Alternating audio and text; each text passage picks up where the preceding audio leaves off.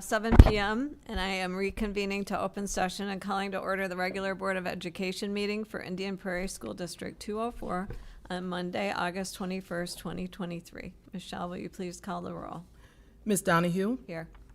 Ms. Fosdick? Here. Ms. Deming? Present. Mr. Rising? Here. Ms. Gintz? Here. And Mr. Karubis. Here. Mr. Rising, will you lead us in the Pledge of Allegiance? Pledge allegiance to the flag of the United States of America, and to the republic for which it stands, one nation, under God, indivisible, with liberty and justice for all.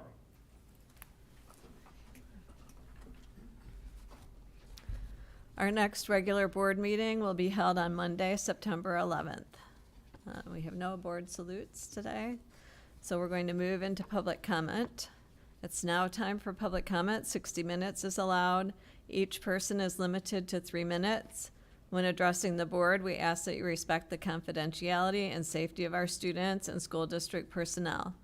We also ask that those addressing the board be cognizant that this is an open meeting and is available to all age groups, and as such, ask that you consider who the audience members are this evening and keep comments age appropriate. Public comment represents the voice and opinion of the speaker. There will be no feedback from the board members during the meeting, but follow-up will be provided by an administrator as appropriate. Although this is not required, it is helpful for the board to know whether the comments and concerns we hear are being raised by residents, so we ask that you state if you live in the district and if you currently have children in our schools. We have one speaker tonight, Alicia Smith.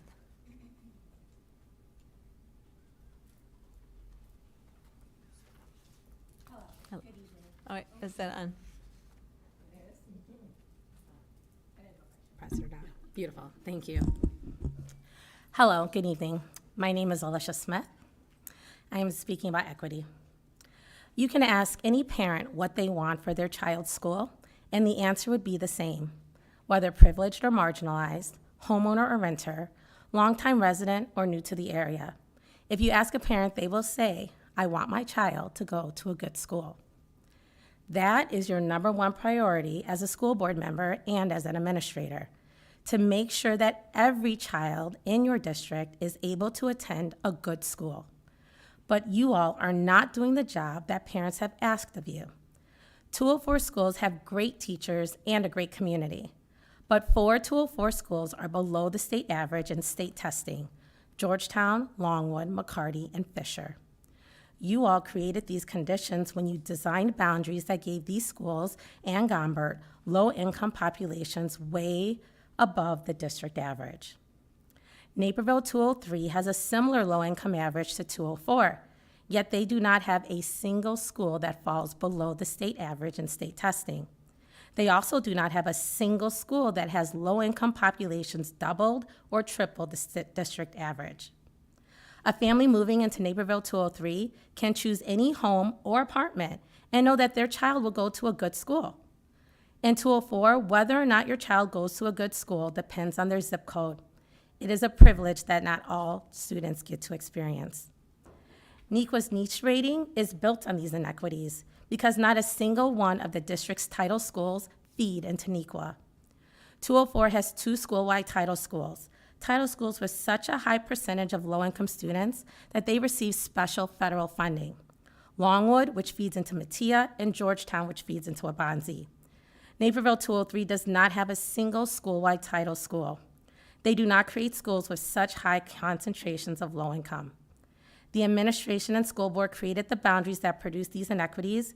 We want equity for Georgetown, Longwood, McCarty, Gombert, and Fisher. Thank you. Thank you. Next, we move to our consent agenda item and superintendent report. We'll start with the superintendent report. Dr. Talley. Thank you, Ms. Donahue, members of the Board of Ed and the Indian Prairie community. Today, our teachers returned. Tomorrow is our opening day event. Wednesday, our support staff return, all in preparation for the return of children on Thursday. We are all looking forward to the start of the school year and the opportunities that the start of the school year brings each school year. Last week, we held the New Teacher Induction Day with more than 135 teachers new to the district being oriented to the district and having their first equity training. This group of teachers has teachers brand new to teaching and some who are returning to the district. We are very happy to have all of these teachers join or rejoin our ranks. Some of these teachers are also graduates of our school district, and we're glad that they wanted to come back and teach where they used to be students. None of this work can be done by us alone. I want to thank Aramark for the work they have done to get our schools ready. First Student for their commitment to busing our children to schools. You probably saw buses on the routes today. And I also want to thank Organic Life for what they do to feed our children. Our theme this year is opportunity. The beginning of the year is an opportunity for students and staff to start anew. It's a time when everything is possible. As educators, we see this time as a time for us to reconnect with children and forge new connections with children who are new to us. Our children see staff members with whom they have strong positive relationships, as well as see friends they may not have been able to see over the summer. Schools are abuzz with energy, and that energy springboards us into a positive school year. Education is the only occupation that has such a new beginning each year, and that is what makes our job so unique. We continue to need teaching assistants in our schools. The need is real. Teaching assistants directly interact with students and provide services that enhance the academic program. Schedules can be flexible. If you're interested, please contact Human Resources, or if you know someone, have them contact Human Resources. On Thursday, I have the great honor of being at Brookdale for the ringing of the school bell, something I've been doing since I started here. Then over the next week, I'll be visiting each school and look forward to talking with our students and staff. I'll turn it back over to you, Ms. Donahue. Very exciting time of the year. Okay, we now move to our consent agenda item. I need a motion and a second to approve consent agenda items D through J. President Donahue, I'd like to pull consent agenda item I, so I'd like to present two motions. Okay. So we need I move to approve consent agenda items D through J with the exception of I. okay. Is there a second? Second. Any discussion? I just have a point of clarification. Mm-hmm. Do we need to appoint a secretary pro tem? I don't think we Does do. anything No. require signature? Yeah, there's nothing, no. I was just thought of that as a I know, consent agenda. no, I thought came of it up. earlier, but I don't think there's anything that we have to have signed, right? Okay, Yeah. then carry on. That's a good point to bring up. Thank you. Okay, where were we? I got a second. Any discussion? No. Okay, Michelle, will you please call the roll? Mr. Karubis, Yes. Mr. Rising, Yes. Ms. Gentz, Yes. Ms. Deming, Ms. Fosdick, Yes. and Ms. Donahue. Aye, the motion passes. The motion that was given was D through G. Are you not doing H? No, You said D through J except I. Oh, Yeah. okay, good. Sorry about that. Just want to make sure I misheard. okay. All right, now, we need a motion for agenda item I, right? Consent agenda item I. I move for the approval of consent agenda item I. Second. Any discussion? So I ask that this be pulled, although it's a small item in comparison to our large spend. I have an objection to the $16,000 expense for tree removal. This is the second time that we've had an expense for tree removal, and I would like to see a corresponding or greater expense for tree installation. Okay, any other discussion? Am I able to add anything to that? Yes. Yes? So the trees we spent $15,000 on tree removal due to tornadic activity in our area.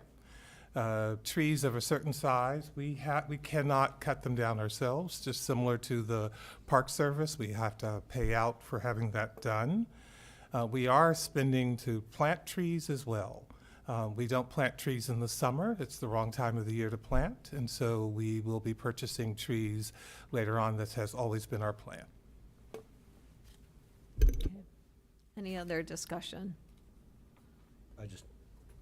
You have a I question? just wanted to let Justin know that his point is well taken. So.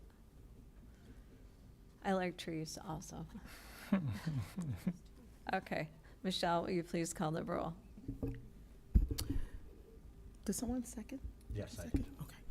Mr. Karubas? No. Mr. Rising? yes. Ms. Gentz? Yes. Ms. Fosdick? Yes.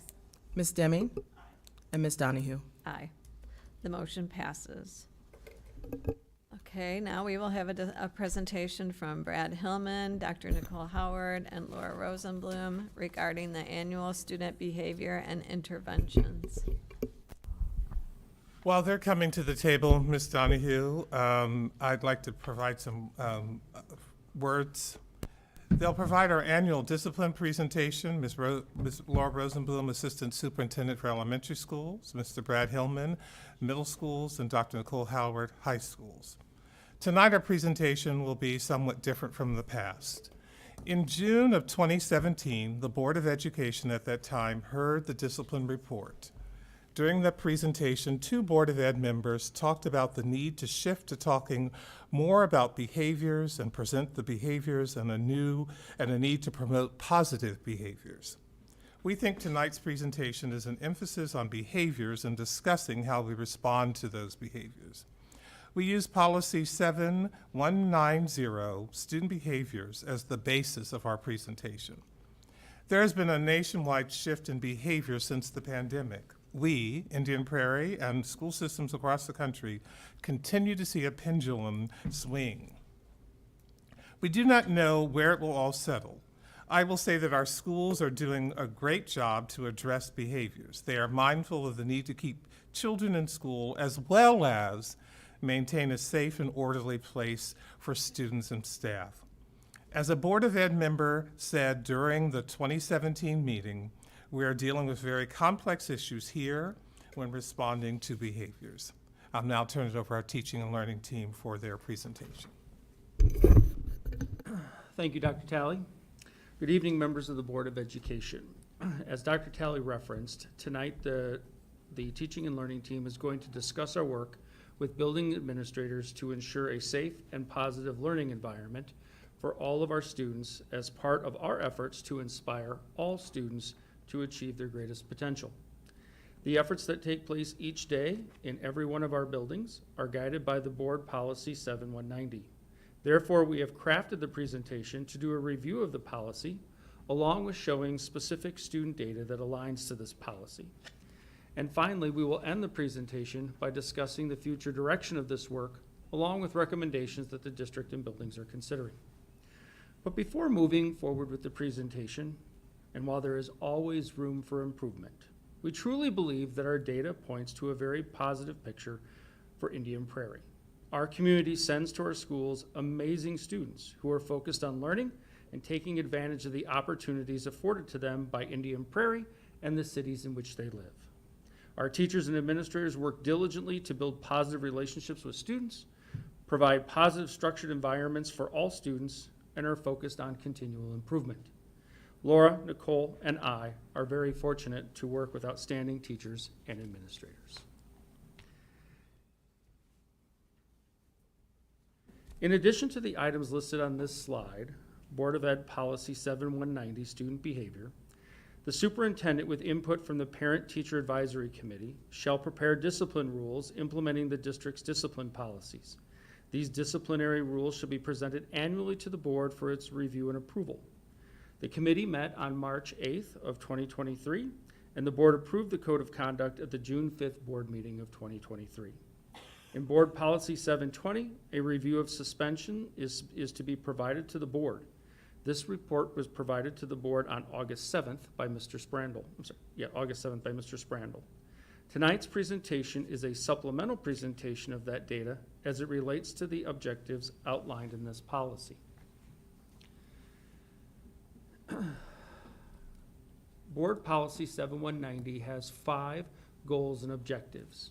They are to ensure the safety and dignity of students and staff, maintain a positive weapons-free, drug-free learning environment, keep school property and property of others secure, address the causes of students' misbehavior, and teach students positive behavioral skills to become independent, self-disciplined citizens in the school, community, and society.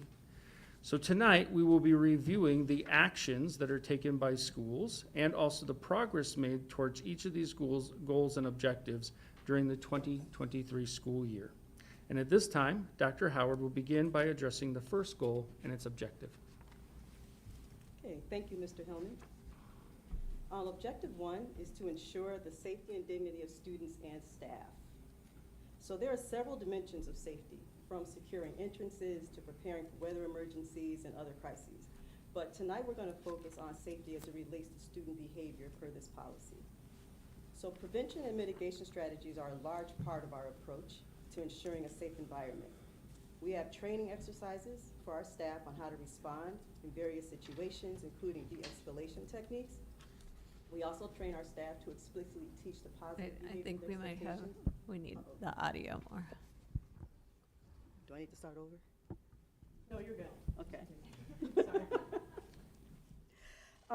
So our prevention and mitigation strategies are a large part of our approach to ensuring a safe environment. We have training exercises for staff on how to respond in various crisis situations, including de-escalation techniques. We have staff members who are strategically placed to supervise our educational spaces. So when students are going through the hallways, when students are in classrooms, we have adults there because their presence means something. It gives students a sense of safety, and they know that someone is watching, so they're less likely to misbehave. And we encourage our students to say something if they see something, so that we can respond to any potential threats or current safety concerns in a timely manner. We also encourage students to use the tip line, and students do utilize that tip line. So if there's something that's happening and they want to remain anonymous, they can make that tip, and then our building administrators receive those, and then they can act accordingly to help avert some of these crises and other situations that our students may find themselves in. So each school employs strategies to promote a safe environment that we will discuss in more detail when we get to Objective 5. Now, our code of conduct is the other part of this strategy. So the code of conduct lists all of the expectations for our students when they're in our buildings. And we make sure that we align our practices with Public Act 99-456, which is more commonly known as Senate Bill 100, which requires a restorative approach to misbehavior. So for each of the infractions listed in the code, there are also restorative practices that are listed in there as far as interventions and sort of a tiered approach to supporting those students. We must thoroughly investigate the incident and apply appropriate interventions before resorting to exclusionary discipline. But when exclusionary discipline is necessary, and unfortunately since the pandemic, it's been a little more necessary than it has been before the pandemic, but when we do have to exclude students, whether it's in-school suspension or out-of-school suspension, we try to give the least number of days necessary in order for the student to have time to reflect and learn on how to better respond in the future and restore or stabilize the learning environment. So what does our data say about this goal? So the graph before you represents the percentage of students who engaged in behaviors that threaten the physical safety of others, like fighting, assaults, battery. It includes endangering the physical safety of other students and staff members.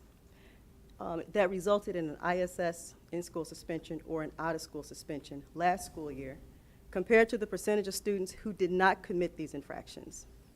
As you can see, approximately 97% of our students helped us to maintain our safe environment by not engaging in suspendable offenses, while the 3% did pose challenges to that environment and did receive an in-school or out-of-school or maybe a combination of both. So this data is supported by our 5 essentials data, which also indicates that 93% of our students feel very safe or mostly safe at school. So we can say with a level of confidence that overall, our schools are very safe and our students feel that as they go through the halls and when they're in their classrooms. So Laura's going to talk about the second part of this objective regarding dignity. I will be talking specifically about dignity, But I want to reinforce 3 foundational pieces that Nicole already touched on that impact the work we do related to discipline. The first is, as she already talked about, we adhere to Public Act 99-456, most commonly known as Senate Bill 100. She also shared how we value restorative practices and know that the use of them has a positive impact on the outcome for all parties involved. And finally, there are times when the use of exclusionary discipline is appropriate and it is utilized. Our administrators think very carefully about how to effectively address each situation with the student so that the infraction is not repeated because the student has learned from it and has what they need to do better in the future. School administrators also think deeply about what needs to be different upon the student's return for them to succeed, from ensuring they're caught up on schoolwork and prepared for class, to ensuring they know what to say if other students ask where they were or what happened.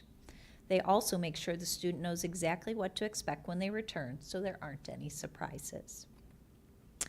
Looking at dignity, there are 2 parts to ensuring the dignity of our students and staff. One is preventing, discouraging, and mitigating acts of misconduct that diminish the dignity of individuals or the learning environment. These might include acts of disorderly conduct, use of slurs, profane language, or insubordination. It also includes our treatment of the student who committed the infraction and others who were impacted by the behavior. We have to determine what needs to be done to restore the environment to a healthy state, along with giving the appropriate intervention and consequence to the student who committed the violation. We also want to support the staff and students who were impacted by the negative act. As you'll hear from Mr. Hillman later, this is an area of focus for us. Let's take a look at the number of students who engaged of one of these types of misconduct last year. As you can see, over 98% of students met the behavior expectations in this category. We consequenced following or according to the Code of Conduct for less than 2% who did not. Again, overall, we're doing very well as a district on this objective. However, because violations of safety and dignity can feel very personal to the recipients of the negative behaviors, we have to do more to restore the environment to a respectful and safe state.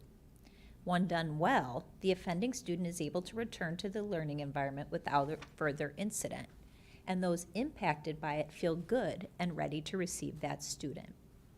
When we don't do enough to restore the environment, we often hear concerns such as, student X did this and was sent right back to class, or nothing was done about it, or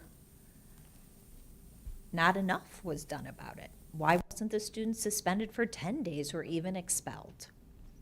These types of statements are indications that people felt harmed by the behavior but did not feel restored by the response. This doesn't mean that the student did not receive an appropriate consequence, just that the people around the student are unaware of the consequence. In large part, this is due to confidentiality. It's easy to see what the consequence is if the student is suspended from school. It's not as easy to see a peace circle, restorative conversation, or a counseling and therapy session, which in many cases is a more appropriate response to the behavior. Unless an intentional effort is made to have a conversation to help the others involved process the incident, hear what they need to feel supported, and ensure them that the appropriate steps are being taken, they may not regain their sense of safety and dignity as it relates to that student. That may explain why 93% of students on the 5 Essentials survey reported feeling safe instead of the 97 or 98%. We know this is an area of improvement for us across the district. I'm now going to turn it over to Mr. Hillman to tell you about the next objective. The next objective is to maintain a positive weapons-free and drug-free learning environment. As we are as Indian Prairie, we would expect a minimal number of events within these categories. The data does represent what we expected to see, with very close to 100% of our students not participating in these actions. The third objective, to keep school property and the property of others secure, once again shows exactly what it is that we would expect. As we are Indian Prairie, we see very few events that fit into this particular category, and very close to 100% of our students doing the right thing on a daily basis and not putting themselves or others in a situation which would result in exclusionary discipline. Next, I'm going to turn this over to Dr. Howard to address causes of a student's misbehavior. Thank you. Okay, so this particular objective is extremely important. It's like when the rubber meets the road here, because the cause of the misbehavior, what we use to determine the appropriate intervention. And I'll give you a quick example. The behavior itself, let's say it's a fight involving 3 students. All we know when we hear the call is that 3 students were in a fight. So once we gather those students, we separate those students, we start our investigation, we try to get under the underlying cause of why were you in this, this heated fight, right? And the students will say something like, this person talked about me, whatever. The students will have their reasons. But when we dig deeper, you find out that one of the students involved has an impulse control issue. So when approached by 2 young people, he immediately just fought back because like, why are you guys approaching me, right? One of the students was up all night for the last couple of nights, drumming up support on social media because he doesn't like the student and wanted more people not to like the student. So he spent a lot of time just sort of trying to get support for himself. And then the third student was just sort of a tag along. Like, well, that's my boy, so if he's going to get into it, I'm going to be into it as well. So each of the students has a different reason for being involved, right? One wants to belong and wants to have friends. One has impulse issues that are known and being worked with on a social worker. And the other has deeper issues, right? He just experienced some traumatic event. So because of those 3 different causes, those students might get or will receive 3 different interventions. They may all receive the same consequence of, say, a suspension, because we need time to sort of deflate a little bit, calm down, and make sure we don't have other students who are involved in it before returning those students back to the learning environment. But then they're going to get something different after that so that they don't repeat that same behavior. So at the student level, our teams are always looking for the why behind the behavior so that the appropriate interventions can be implemented. And Laura's going to talk more about those shortly. We know that all these behaviors occur within a context. So when looking at the infractions, we have to consider the time of day, the location, and other factors which may have contributed to the misbehavior, and implement strategies to prevent or reduce future occurrences. For example, in the high school restrooms, especially during lunch periods, they're a very popular spot for misbehavior. I know that's a shocker. But let's just say we're having some issues with vaping in the restrooms. The school has to respond to that, and the response will have twofold, I think. One will be putting more adults around that area to monitor kids going in and out to make sure they're not staying in there too long, or making sure they don't hear anything that indicates they may be in there misbehaving. But the other is also creating awareness around the dangers of vaping for our students. And we do a lot of that work in connection or collaboration with Youth 360, where they'll have these sort of activities, an awareness event and prevention activities for our students. They run surveys so that they can make sure that they're being appropriate partners for us too with their support. So parents and guardians are key partners in addressing the cause of misbehavior. They can support the student at home by reinforcing the expectations, supporting or even taking part in the intervention, because there are times when the parents have to come in for a parent meeting in which we discuss the behaviors, the function of those behaviors, and the plans to improve those behaviors. The parents may need to get the student to counseling, or the parent may need to actually attend counseling with the student depending on the reason for the kid's behavior. They also provide context for the behavior. So there are times when the behaviors are caused by factors outside of the school. It may be some event that the student has experienced or some trauma that happened earlier in life. Parents have this information, we don't. So when they come to us and they provide that information, it allows us to see the student differently and try to look at other ways to support the student outside of some of our typical interventions. So understanding the cause helps us to identify the most appropriate interventions. We also utilize infraction data to help us understand and address the causes of misbehavior. Want to go to the next slide, please?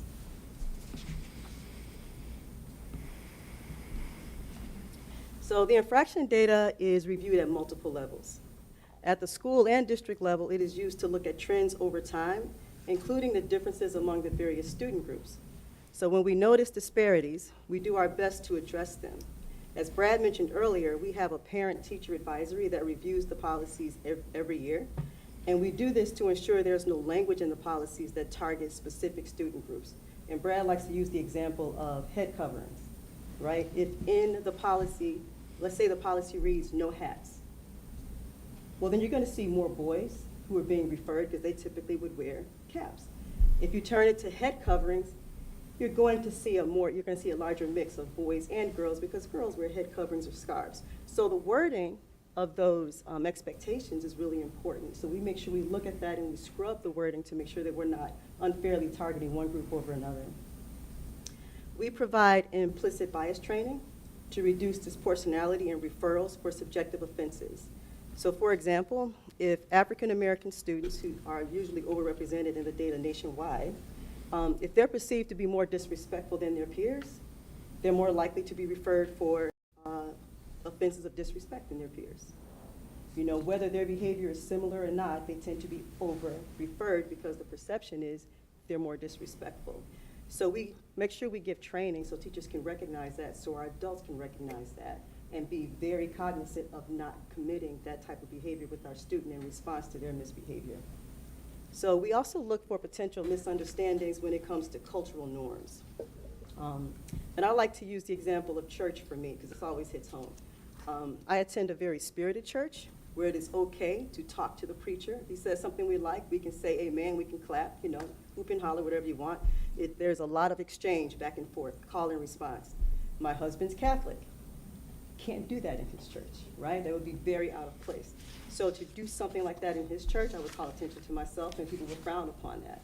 And sometimes that happens in schools. So if students come from sort of a different context or a different background in which certain behaviors are acceptable in the norm, when they come into a school where it's not the norm, they feel sort of out of place and they may get called out for those behaviors. So we look for that as well, so we can make sure our staff is aware of that and we don't unnecessarily put kids in harm's way because we are unfairly punishing them for something that's normal, right, in their background. We try to peel back as many layers as we possibly can so that if a student is referred or disciplined, it's for the behavior itself and not all of those additional layers that color that behavior. And Brad is going to talk about how these practices have decreased the use of exclusionary discipline over time.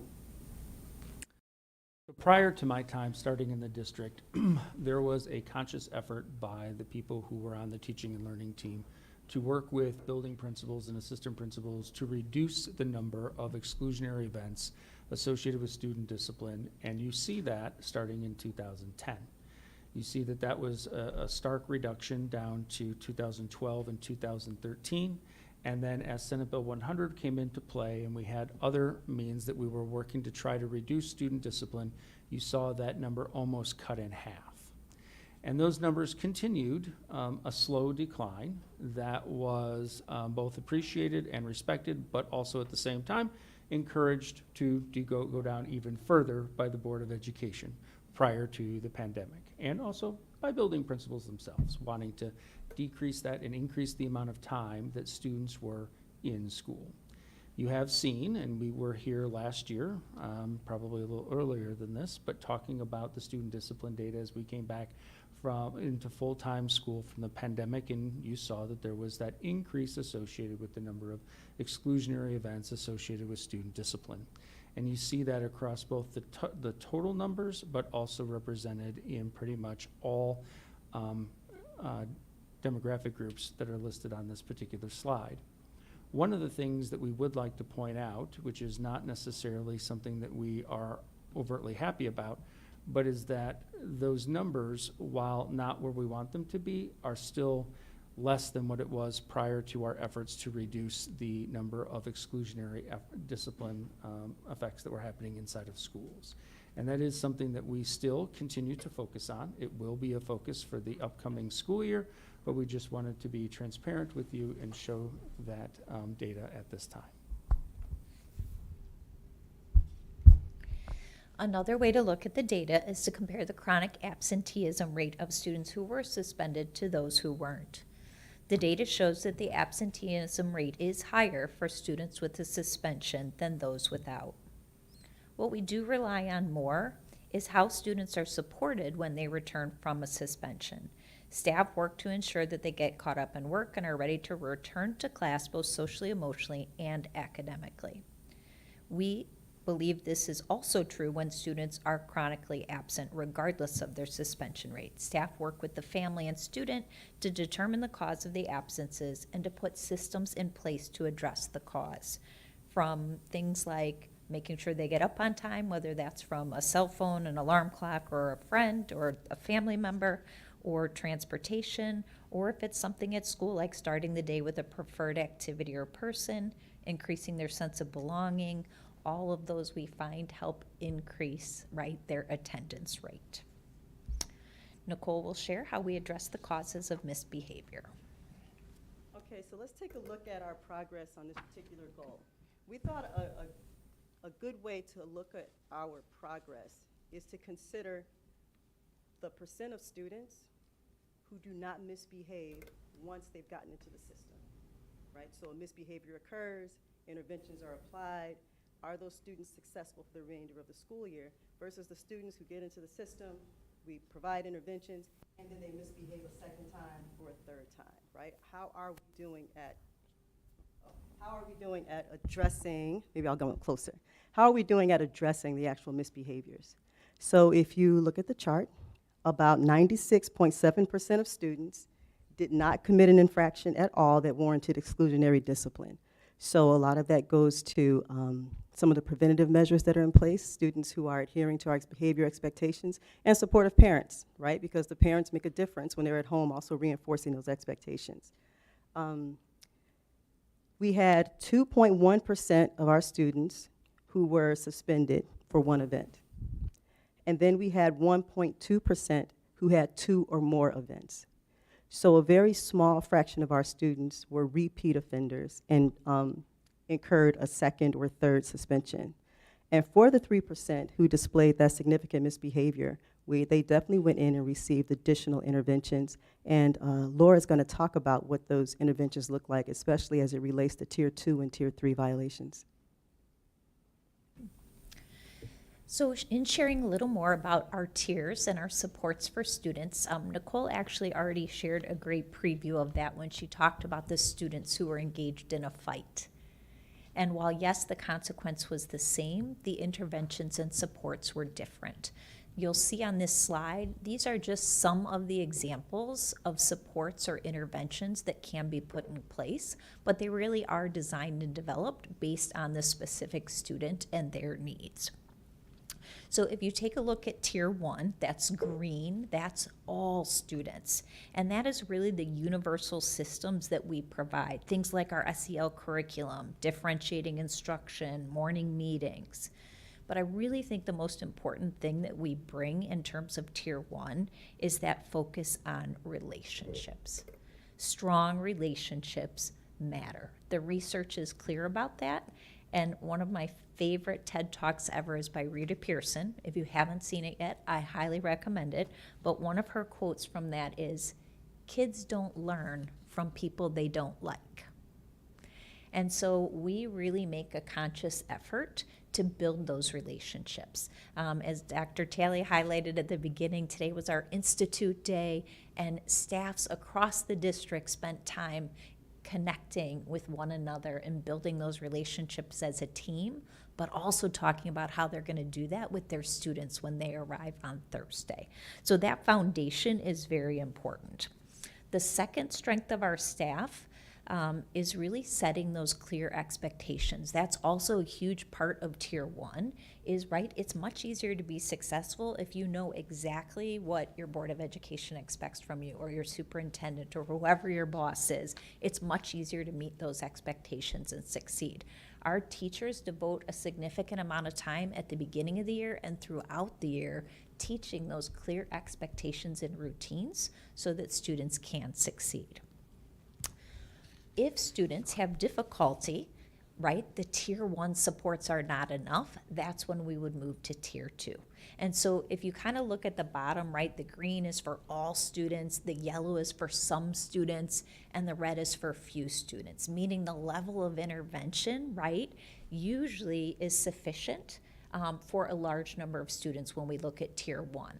When we go to tier 2, what I also want you to notice is those arrows on the outside, because as we see students having difficulty, we definitely engage in collaborative problem solving, meaning the teacher reaches out to the parents, the teacher reaches out to teammates, the teacher reaches out to administration, so that they can all come together to come up with solutions and what out of tier 2, or if we need tier 3 supports, will be most meaningful for that student.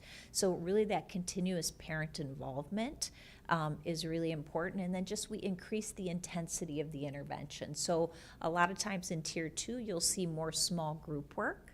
And then at tier 3, it's usually one-on-one supports.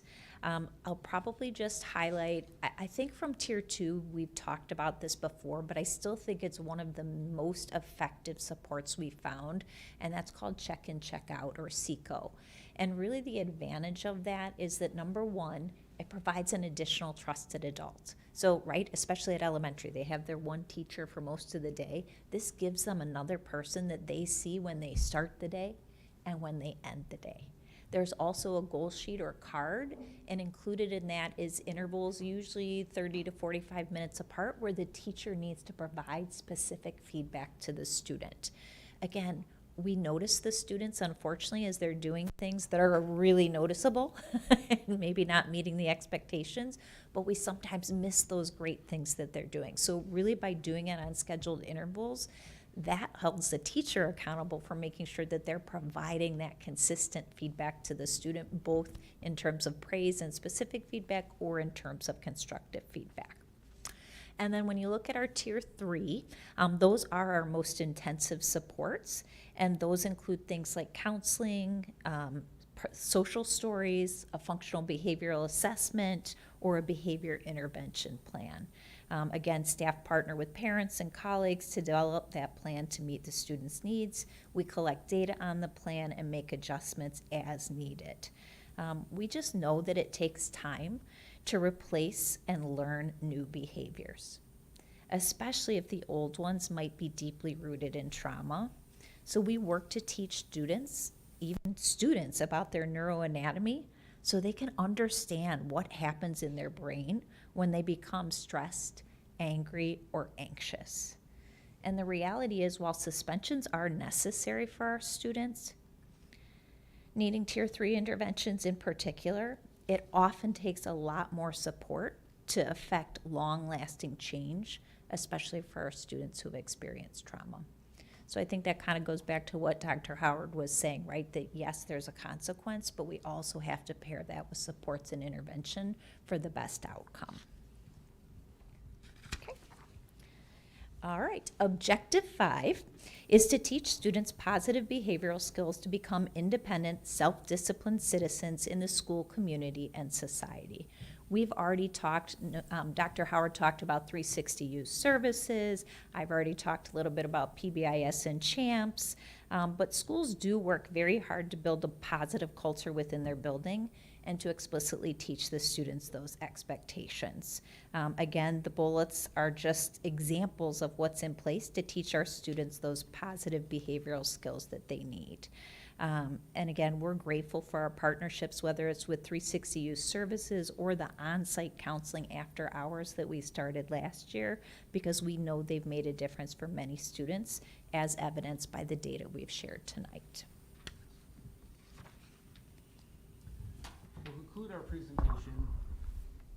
We'll conclude our presentation by discussing future direction and recommendations.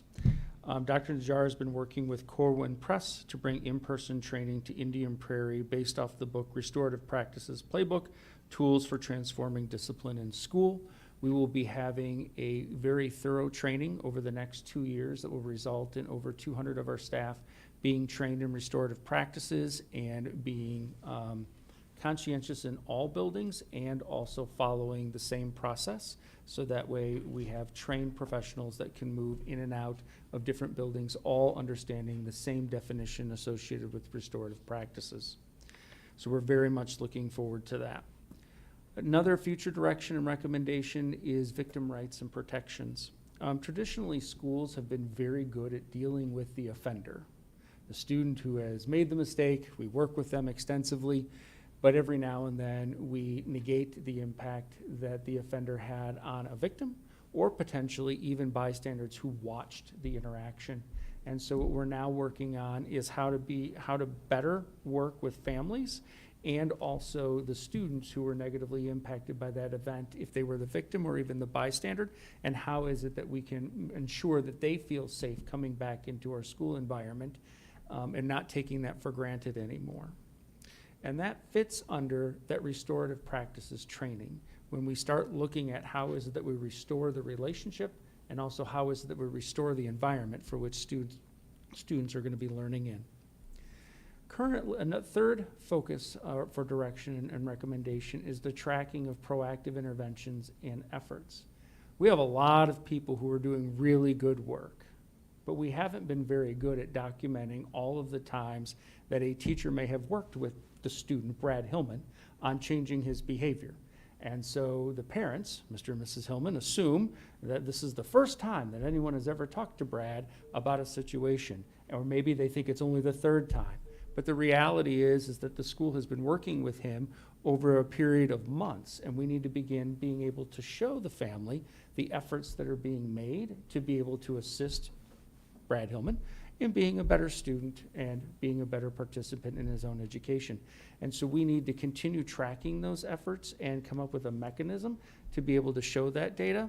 It also will allow us to begin looking holistically at how many things are we approaching, not just with Brad Hillman, but maybe his peer group, or potentially even an entire grade level, that sometimes we see some commonalities that exist there that we need to address. So by tracking those proactive interventions, we feel that we will be better servicing the collective population.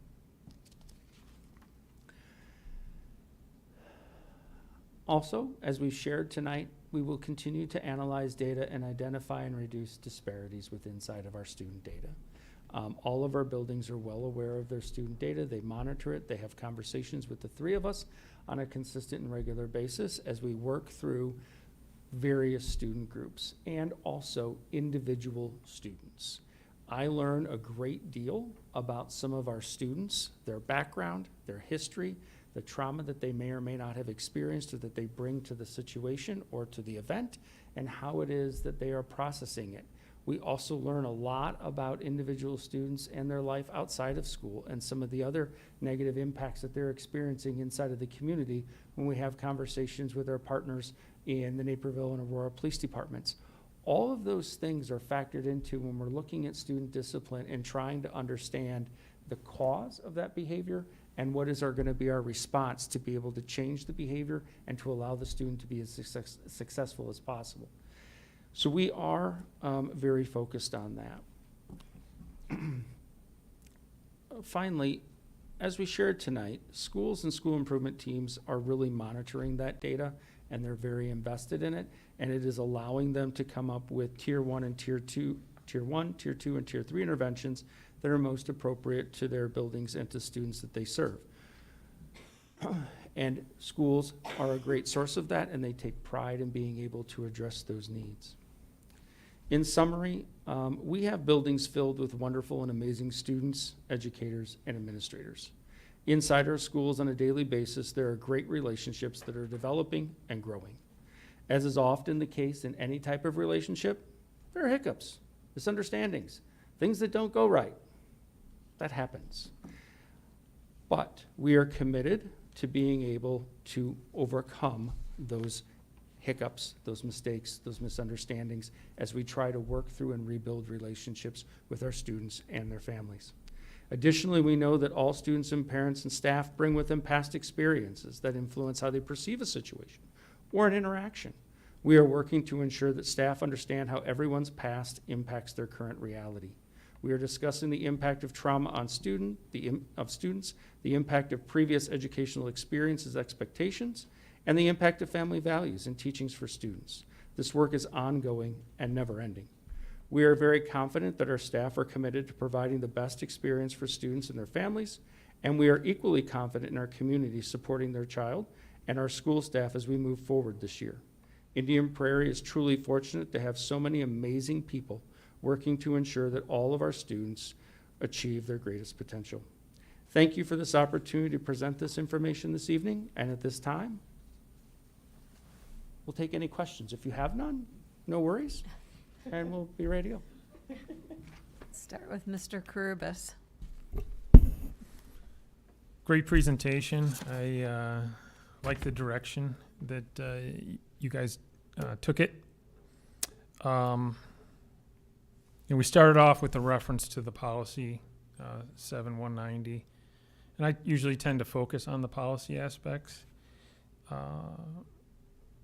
In this discussion, my main concern would be policy 710, which talks about equal educational opportunities. That's really what we're concerned about, I think, here overall, is that we're trying to ensure that we as a school district are offering equal opportunities to all of our students. And there was a lot of great comments in there and presentation items that touched on that issue tangentially. Some of it talking about the individual, some of it talking about the student that misbehaves and the student that was impacted by the misbehavior. So I think that speaks to the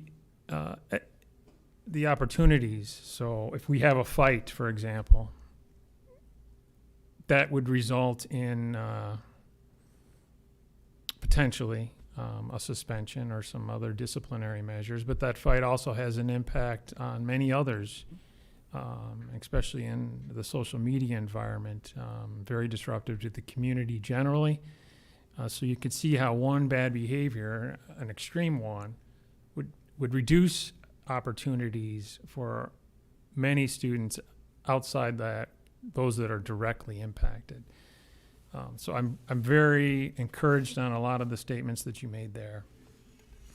We could easily reduce suspensions to 0 by not suspending anybody, but that's not going to help us keep the equal educational opportunities for all of our students. So I liked the direction of the presentation that was focusing on all of the ways we try to minimize the negative behavior. Trying to allow people to learn to properly regulate their behavior prior to it becoming problematic. And there was a lot of different examples in your presentation and what you presented on that. So I enjoy the focus on the behavior aspect of it. The policy 7190 also references 7200.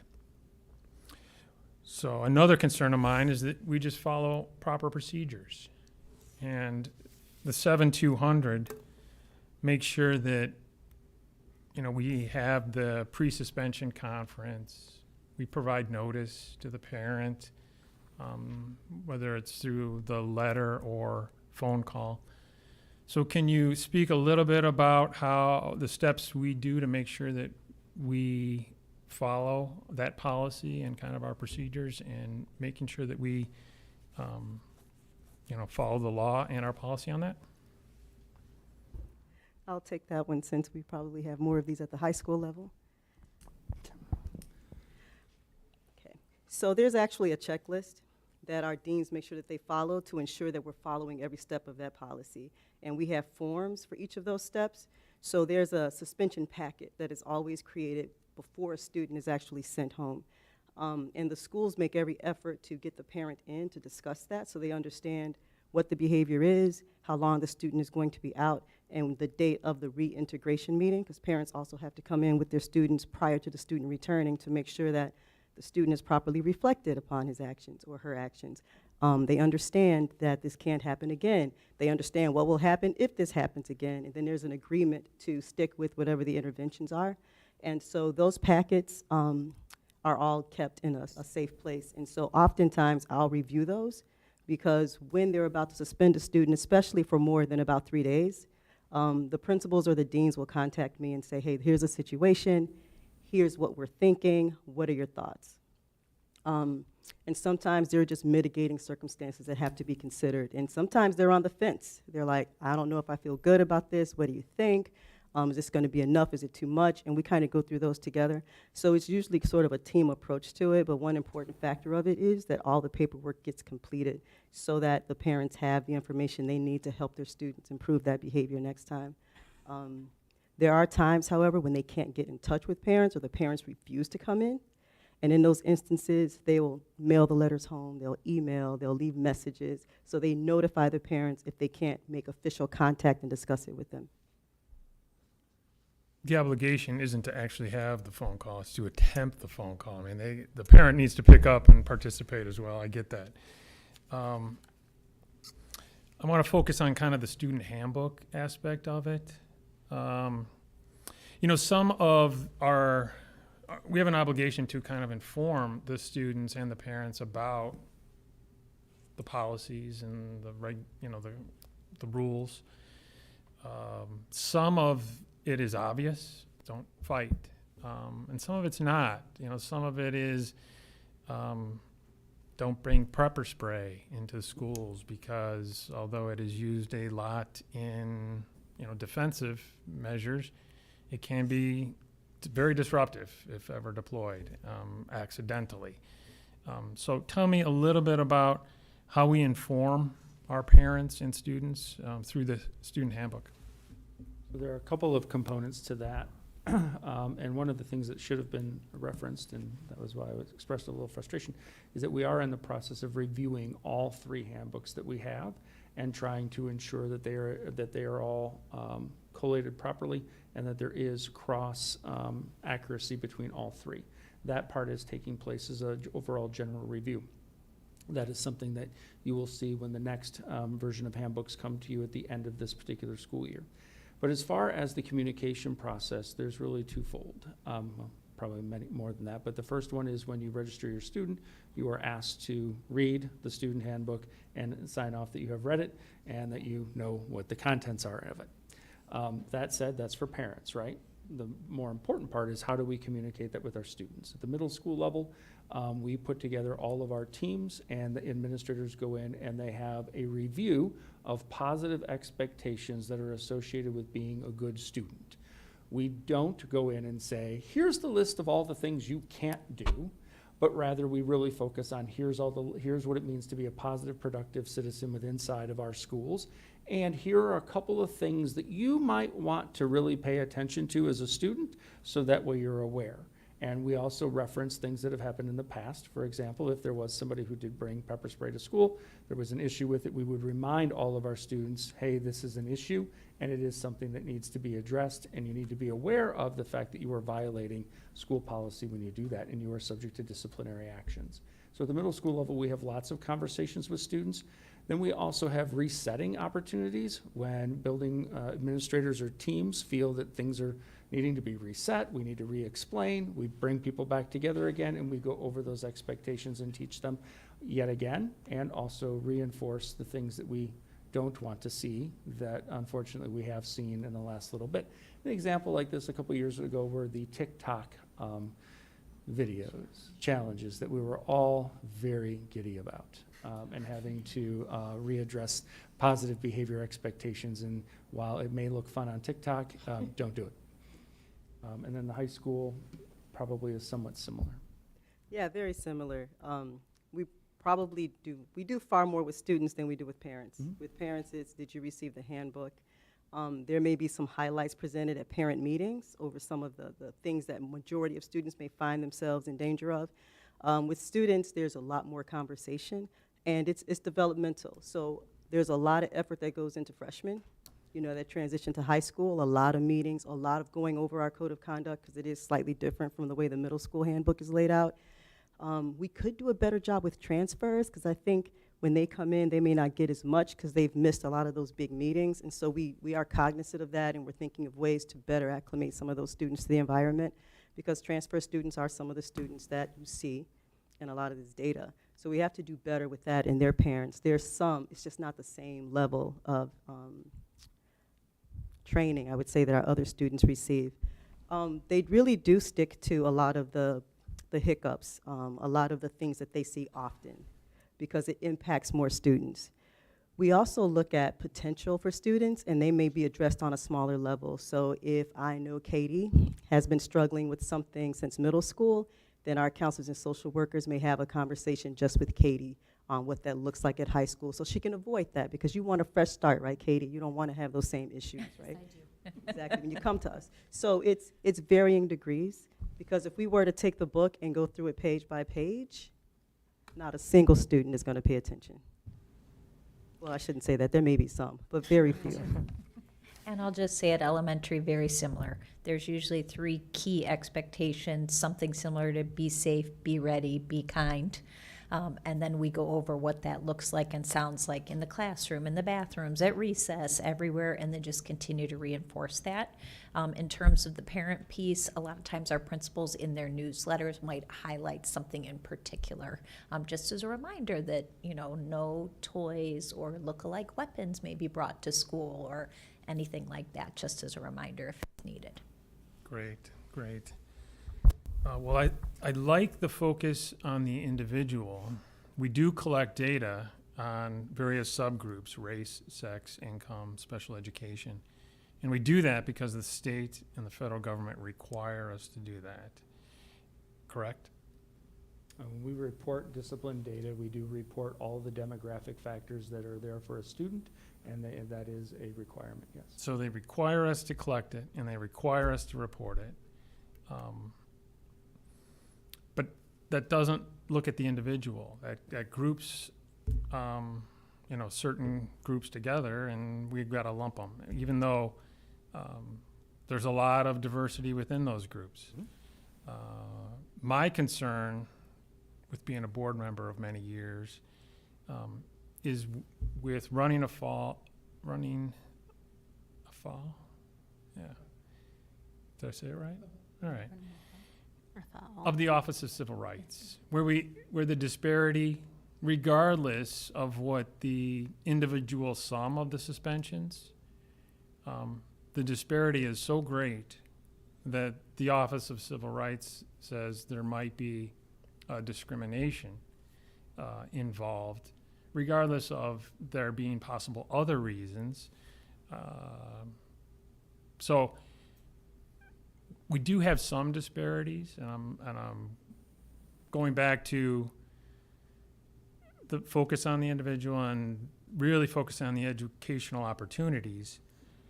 But balancing that with, I don't want a number that we're required to collect and required to report to end us in trouble with the Office of Civil Rights, because that involves a lot more resources from our district and responding to all of their requests over multiple years. And it's been frustrating to see some of their investigations overall. So is there evidence that we're doing, well, you know, there's some behavior that's kind of discretionary in the discipline aspect, and some of it that might be more appropriate for implicit bias training. You know, disrupting the classroom, like we were talking about with, you know, speaking out in church. But a fight has less, that behavior has less subject to, you know, any potential discrimination. So is there any evidence of unequal discipline based upon race or some of the other subgroups for the same type of behavior currently? I'll speak about the exclusionary discipline, because that's where we have the greatest amount of data. So because of the review process when we're issuing those suspensions, we see less of that. I haven't seen any of that. So if they come to me and let's say because I get to see it all. If I see a fight, and let's say it's two white students involved, and the deans are like, yeah, they should get 2 days each. And then the following week, there's a fight with 2 black students involved, and they're like 5 to 10 days. That would be the red flag. So those are the things that we look for and have those conversations. And if that were to happen, I would go back and say, yeah, but last week, they only got 2 days, so why do these kids get 5 days? We would have those conversations, but I haven't seen that level of discrepancy since I've been in the district.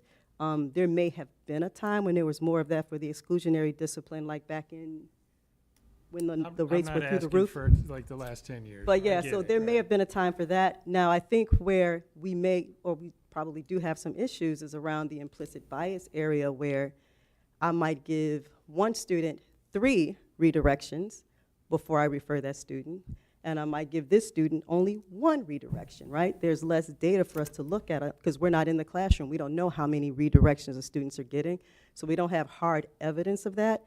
There may be some of that. Is there a lot of it? I don't think so, but that contributes to the environment, right? Because if a student feels like they're always picking on me, then they're less likely to sort of lash out. And so that's why we want to continue that bias training and just training in general with teachers thinking about when you have the rules in place, have it for everyone. If the first time it's a warning, the second time it's a redirection, third time it's a phone call home, it needs to be that for every student. And I do think teachers try to follow that most of the time.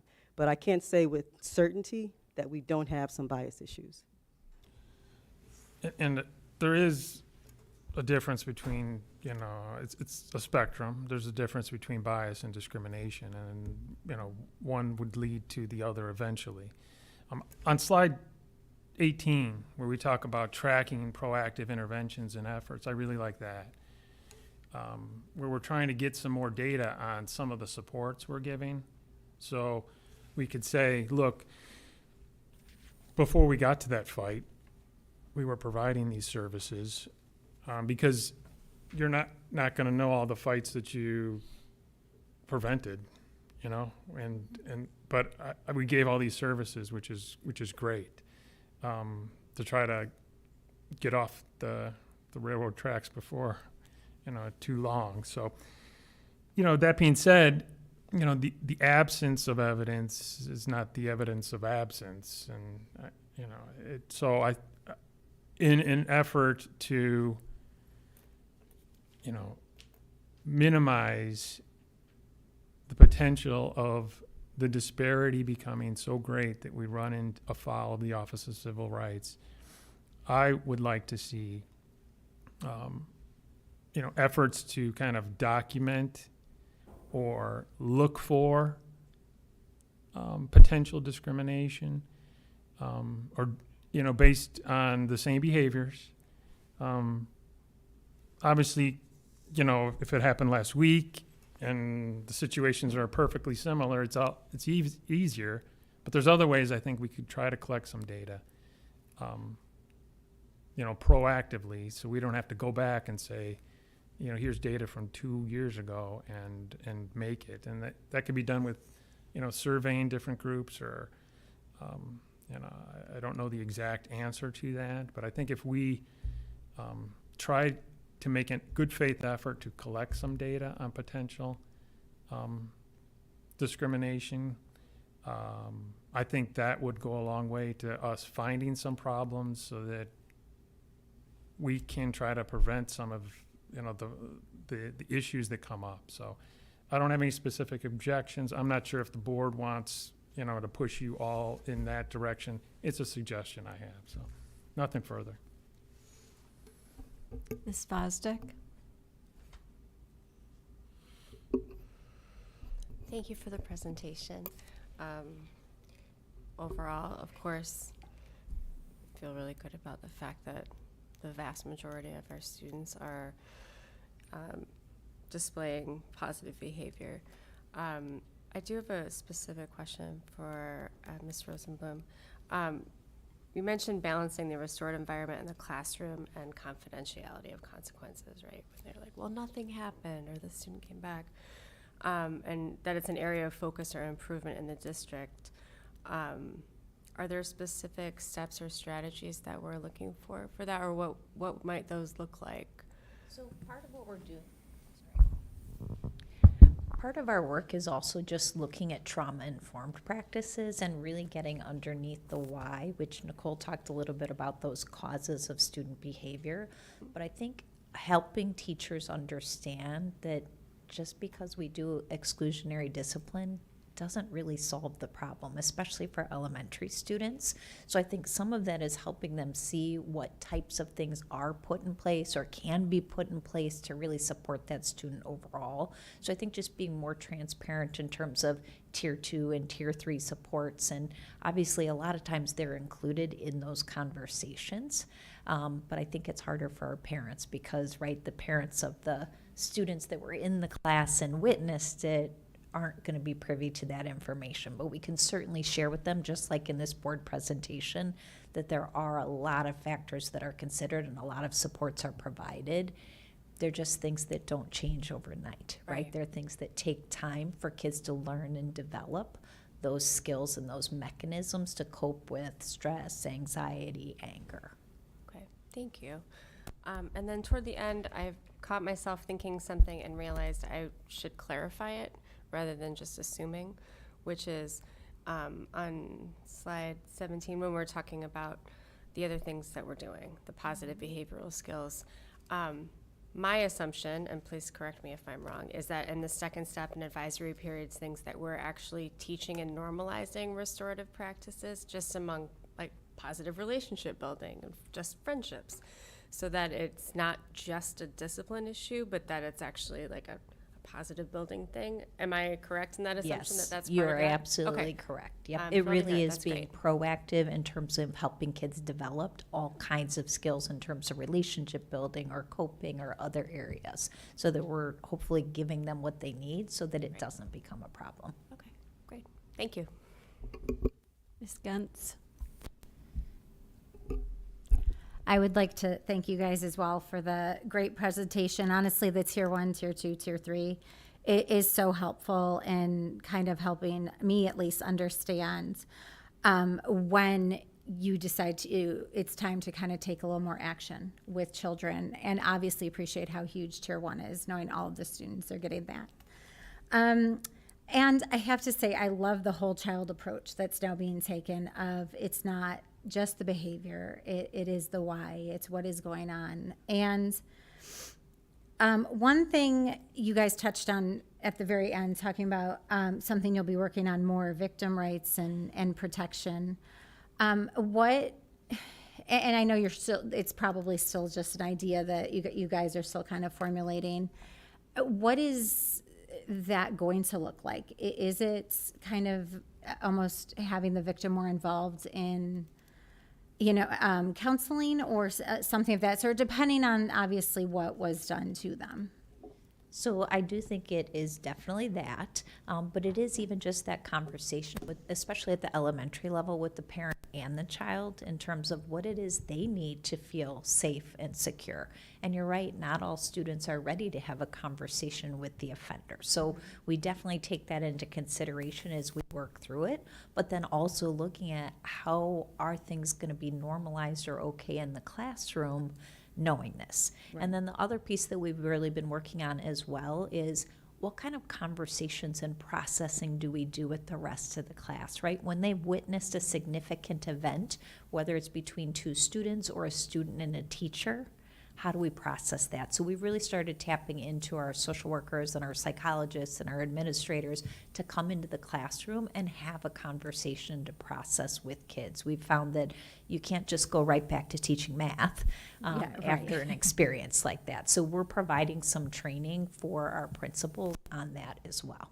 Okay, great. No, I think that's absolutely wonderful, especially like you said, when it is a whole class that witnesses it, or in high school's case, who knows how many students in the hallway or the lunchroom. Yeah. So no, I really appreciate that. That's the direction you guys are going as well. So it's for really all students, both students, and I did have a question just in terms of as you're trying to figure out the why, and you don't have to go into too much deep discussion with me on it, but if parents are not as easy to reach or not as forthcoming, are there other ways you can kind of find out what is leading? And again, children they're not always very forthcoming with us either, even if we are trusted adults. Is there a way that's kind of in place for standard to try and figure out what else might be going on? So I think part of that is really just the conversations that we have with the students. And you're right, it's ideal when you can collaborate with the parents as well because they know their children best. Right. But I don't think it even has to be the specific, oh, you had this experience when you were 2. Like, Right. It doesn't have to be knowing like the specific adverse childhood experience. It really can just be understanding that there was some trauma. And so actually one of the book study groups that staff did this summer was, what happened to you? Instead of us asking the question, what's wrong with you? And why are you doing that, right? It's what happened to you. And again, not that we need their life story on it, but when we take that approach of curiosity instead of judgment, that helps, right? Students feel safe at school and comfortable, which obviously helps them be more regulated, and the supports that we're putting in place be more effective for them.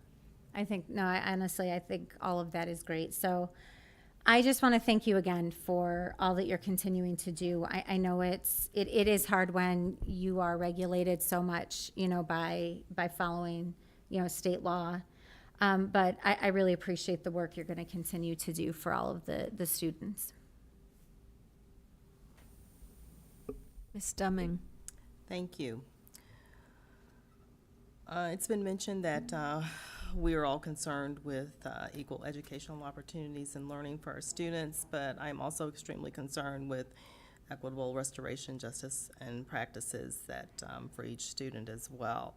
And have some questions about the Illinois Partnership for Disciplinary Equity near the end, but wanted to find out, I know a couple questions were asked, and I'm not sure how strongly or how we can hold parents, but when we're talking about restorative practices, how long or how often do we seek to involve parents? Is it just at the beginning stage?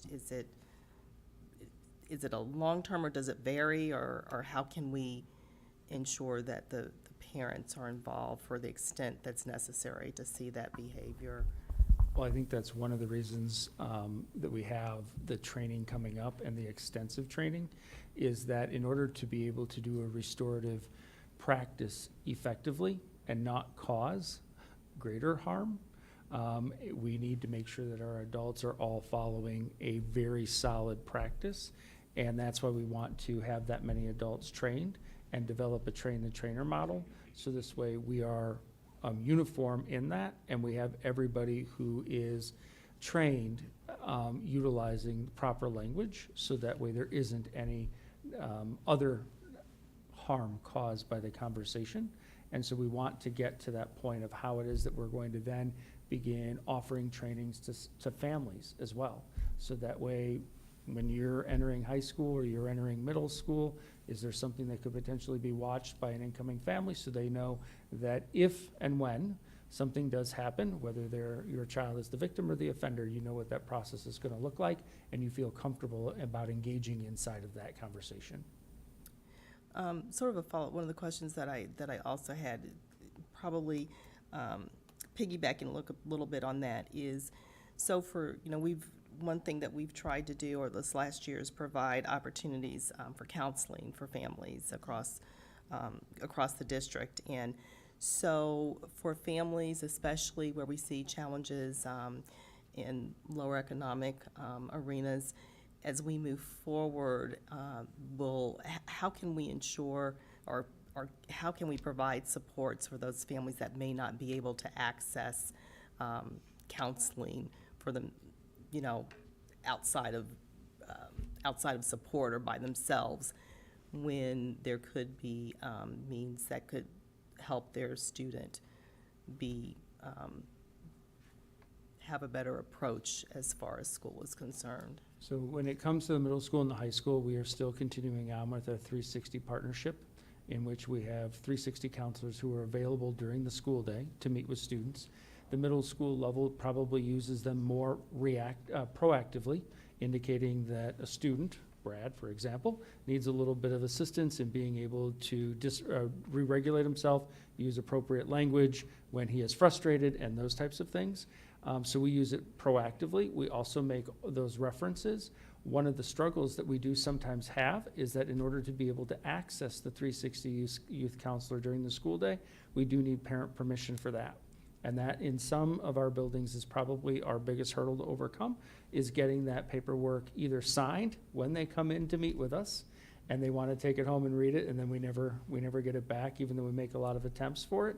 The same thing happens with the referral service that we've been using in the evening to be able to set parents up with the counselors that we had inside of our buildings that were coming in, so that way families did not have to travel to 360 Youth and their particular offices. But we do provide those, but many times getting a lot of our families to take advantage of that is sometimes our biggest hurdle. Truly, we have lots of referral process that we have in place, but sometimes it's just not taken advantage of. Yeah, I would agree with that. And our social workers do a really good job of referring families to services. So if there's a family that's in need or wants the service, that's much easier than a family that's refusing to sign off on services. So for the ones who need it, our social workers do a good job of working with their insurance, getting them set up, or taking on minutes themselves with the student to support them during the school day.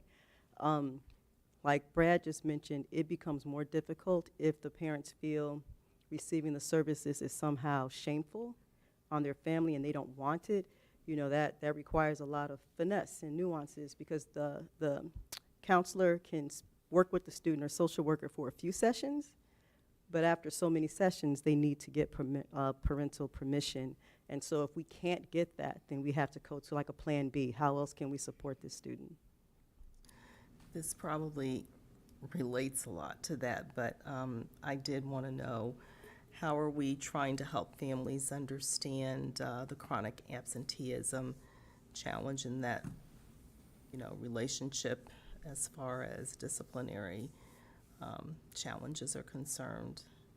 We have lots of schools who have taken on that as a school improvement focus, to be able to extend themselves to families whose students who have issues associated with attendance. Sometimes, not all the time, the same struggles that they have with attendance are the same struggles that they have with returning phone calls to the school, and to be able to reach out and engage in that type of conversation. It is best when the family reaches out to the school and says, I'm having trouble getting my child to go to school, I need help. But that is oftentimes a difficult thing for a parent, or any parent, for any reason, to be able to admit that they are struggling getting their child to do something that they would like them to do. That is not easy to open yourself up in that way. 2018, 2019, or 2017, Loyola partnered with ISBE on the Partnership for Disciplinary Equity, and it was supposed to begin in 2021. Of course, different things happened during that time, and I wondered if there's a plan at the state level. Is it still ongoing? I know it related to SB 100. Is it still supposed to be in place to look at equitable disciplinary procedures? And I guess the Teachers Advisory Committee, the Teacher Parent Advisory Committee that you mentioned, I think, did that stem from that? I saw that there are at least those types of committees at a number of places throughout the state. So I wasn't sure if that stemmed exactly from that, or if this was something that we had created, That stems outside from, of that. right, Okay. that comes from the state law requiring that's in our board policy. And how do the parents on there, on that committee, how does that happen? Do we share that so that parents within the district are aware, or how is that done? How do we choose those parents that sit on that committee? Question. So we rely heavily on building referrals for the parents, looking for someone who's going to be available, interested, and basically have something they can add, because it's kind of tedious when you're looking through pages and pages of student discipline policies. So we're looking for people who have an interest in that. And Okay. then we take those building referrals, and then I'm kind of the head of that committee. So then I reach out to those parents and talk to them about what the commitment looks like, kind of describe the process and see if they're interested. And most of the time they are. And there are other times when they're like, that's not really for me, but I have a neighbor who has a child in such and such, and maybe that way. So we sort of just rely on kind of referrals. We have not put out sort of an all call to any parent who wants to be on it, because we don't want it to be about like personal vendettas, right? Sure, Like I had an sure. issue with this school, so I'm gonna give it to them when I get on that committee, but rather people who are looking to influence the policy for positive changes. Okay. I was just gonna say, we do ask building principals, though, to find what we consider to be critical friends, right? People who are supportive of our district, but sometimes are also critical of us and say, we need to do better, you need to do this better. So we consider them to be critical friends, and we do ask the building principals to consider that component. And also, we do look for a diverse representation from the building principals. But again, as Dr. Howard indicated, sometimes convincing any parent to read the parent handbook, let alone for discussion, is not exactly the Sure. easiest sell job. Two last questions. One, as we look at some of the percentages and things, how do we ensure, Board Member Krubs touched a little bit, but how do we ensure that implicit bias is something that is, we all have biases. How do we ensure that implicit bias does not impact some of the decisions that are made regarding disciplinary actions taken? Team review is a big part of that, having more than one person being responsible for what that consequence is. So the schools really work in teams, so they're looking and reviewing cases. When it comes to the exclusionary discipline, we've removed any subjective infractions from that. So for instance, I didn't like the way you were in class today, you were disrespectful. 10 years ago, you may have gotten a day of suspension for that. Today, you won't.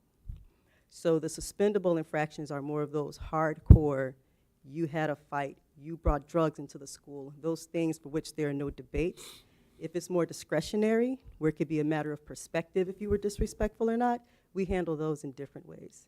And then we look for any instances where we may see more referrals coming from this teacher or this department versus this side, and that's how the buildings work with those various department chairs, working with teachers to ensure that we're getting better classroom management techniques in place, if that's always an issue within this particular class. So we try to approach it from multiple ways, including the implicit bias training, and catch as much of it as we can. But it definitely, when it comes to the exclusionary pieces, we don't exclude for anything that's more subjective. And what we do have to also be careful of, though, is because there's a range in the number of days we can suspend, that we're not finding it there, that certain groups of kids are getting more days than others, and that's sort of where we come in to make sure that that's not happening. And then just finally, the partnership that at the state level, just any update that that you guys can share on that, and has that been helpful in seeing us guide the work that we do, or has it, because of when it was supposed to start, and of course COVID kind of happening, then has it, I just wonder what the status of it is, and does it impact the work decisions that we're making? The only information we've received at this level at this time is that they're going to be including discipline data as part of the school report card, and that they are including information on an equity continuum, for public display. But we have not heard anything regarding partnerships or support or help, not at this time. All right, thank you. Mr. Rising. So I was going to start my comments out a little differently, but I'm going to go right to some of the last things we were talking about as far as some of the things we find subjective that Dr. Howard was just kind of talking about, where maybe we don't punish as severely for that as we have in the past.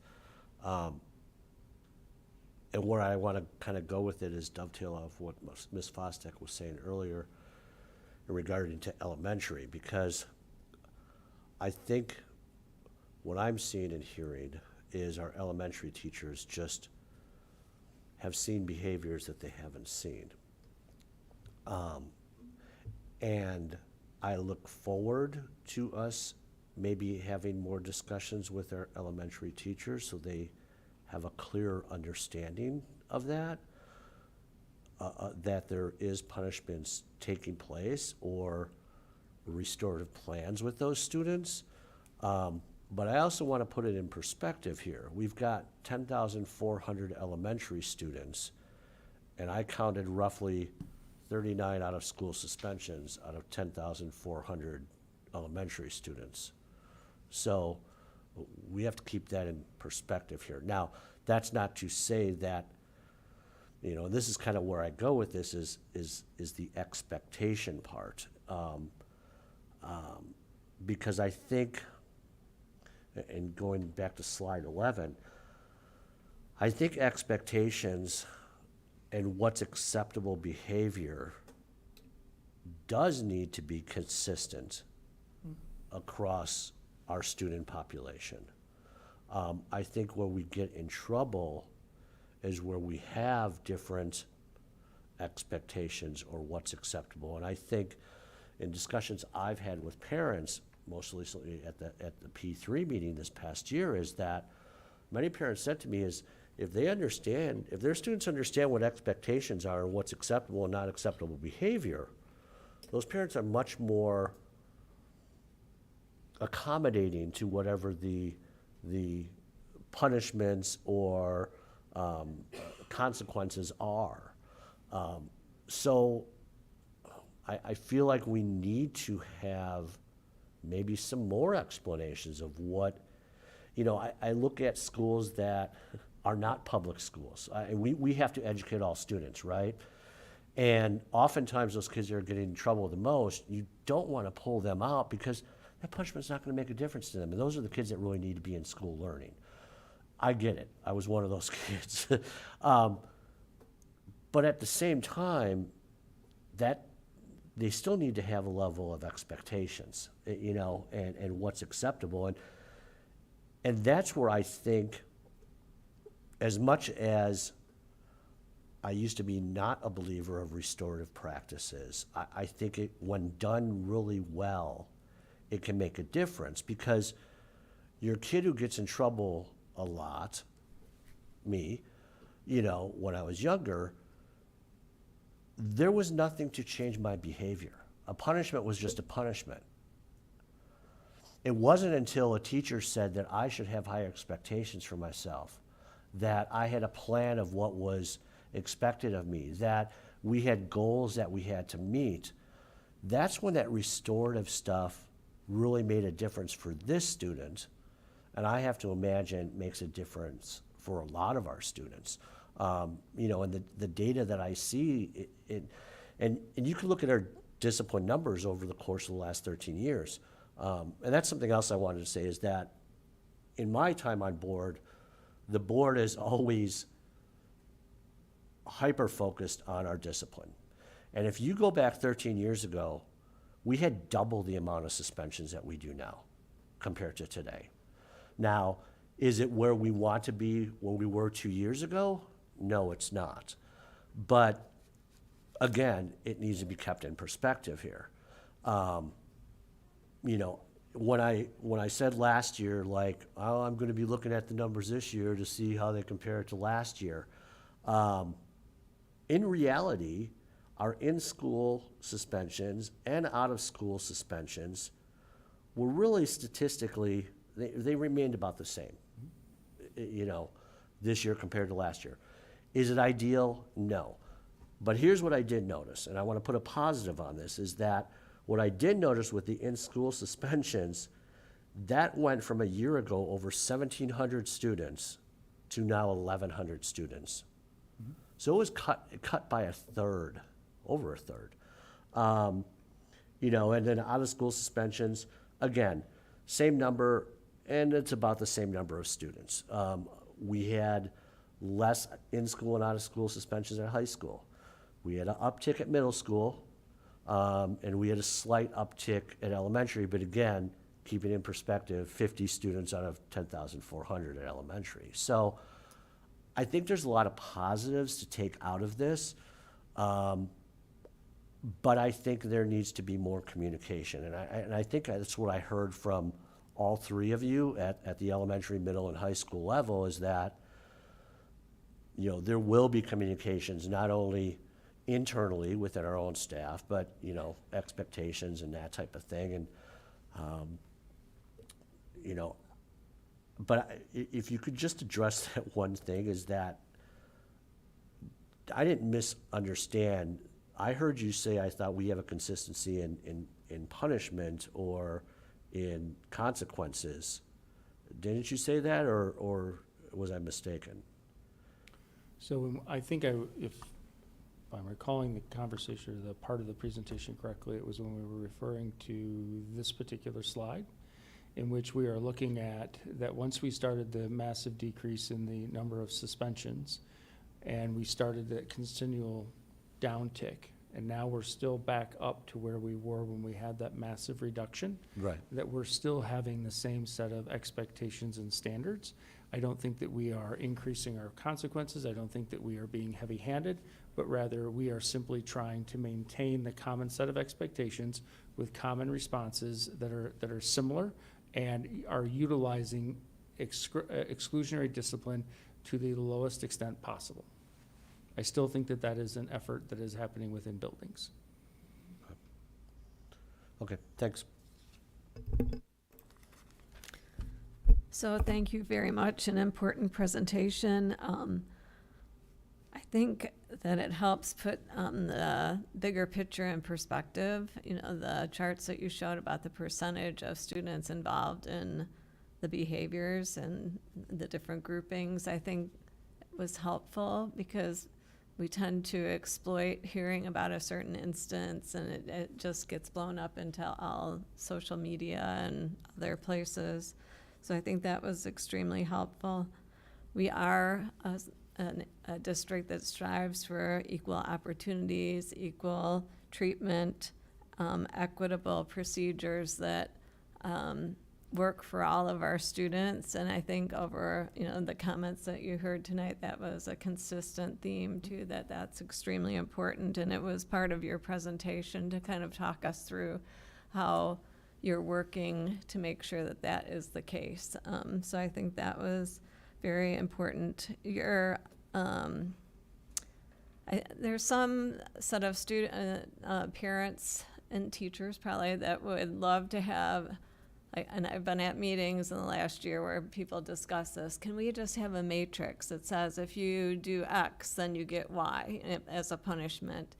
And it's like, it was helpful tonight to have some of the stories and scenarios presented, and also to emphasize that you look at a wide spectrum of things when a student is being punished. Like 3 kids in a fight might get 3 different treatments because of different things that were going on with that student. And I think that was helpful.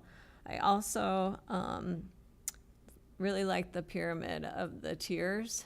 I think that that's not something that we've shown before, and I think that's helpful for the parents to understand this, because many of the words that came out of all 3 of you tonight, for me, were significant, and I hope our audience listens to this, because also, Laura, your comments about confidentiality. I mean, you are correct. Many times people will say, well, you know, a kid did X and nothing happened, or I didn't, you know, because they don't really see what might have been done to work with that student. And the student isn't going through the hallways explaining to every kid, you know, what was done. So I think many of the points that were made tonight were extremely helpful.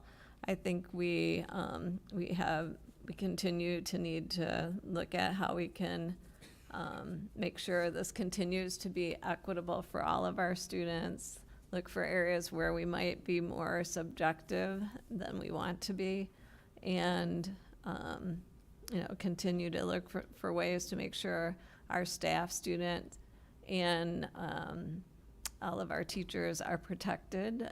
I was extremely upset and sad listening to the news story recently about the 6-year-old or the first grader or kindergartner that shot his teacher, and just quotes from that child. And I thought, well, what kind of family environment is this child in, and how do you have expectations for that child when they come to school after living in that kind of environment day to day? So it's like, it's a big challenge, and I know if anyone can do it, our district is the one that can do it with our support and relationships and emphasis that we have on our students. So thank you. Okay. Thank you. Our last item is our legislative and Board of Education items. Does anyone have any items? Yeah, by the way, Justin, you were correct. I attended the Senator Ellman and Representative Costa Howard. I attended their mental health roundtable event, as Dr. Talley was there too. I thought it was a wonderful event. There was people from all over DuPage County, from county workers to police officers to people from different municipalities. There were other elected officials there as well, other representatives, state representatives. Really good roundtable conversations. They had like 10 tables, and you made your way around and had different discussions, answered questions. Some really insightful things came out of that. I have requested to both the representative and the senator to get the notes from that meeting. So once I get the notes, I'll share with all of you and with the district, because I know we've been having a focus on mental health for our students. So I think those notes would be good to have. And as we do other work with other organizations within our community too. So just wanted to let you know I attended that, and I will be sharing the information once I receive it. Thank you. All right, I need a motion to adjourn. Motion to adjourn. All in favor? Say aye. Any opposed? Okay, we are adjourned.